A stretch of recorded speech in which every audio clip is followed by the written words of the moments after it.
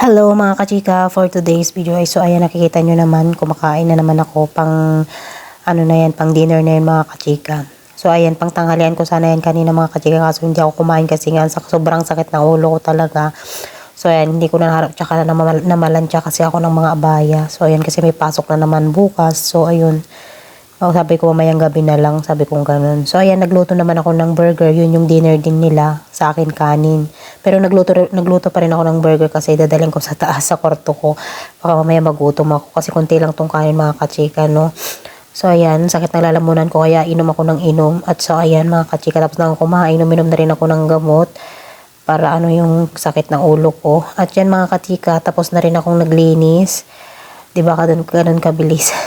Pinas forward ko na mga kachika, no? So, ayan, tapos na ako maglinis. Papunta na ako sa taas, mga kachika, para makapagpahinga na rin ako.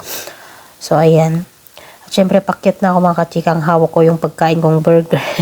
So, ayan, sinubot ko na pati yung juice pala mga kachika. So, ayan, papasok na ako sa kwarto ko. So, ayan, sa wakas, makapagpapahinga na ako ng diretso mga kachika. So, ayan, magtanggal na tayo ng uniform. Kasi sobrang init, initan ako mga kachika. Di ko para ayoko para may sindi yung yung aircon kasi pag sinindi ko nalalamig ako, nanginginig ako. Hello, so yan.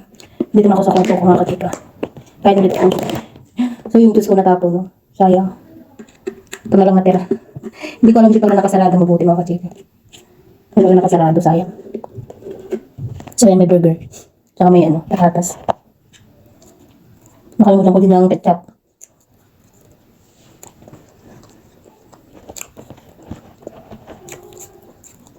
Kain.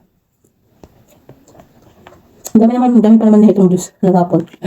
So, ayun lang mga chika for today's video. Bye. Ingat tayong lahat. Yan. Lagyan pa natin ang mga sarili natin para hindi pa tayo magkasakit. Ang hirap magkasakit. Bye po.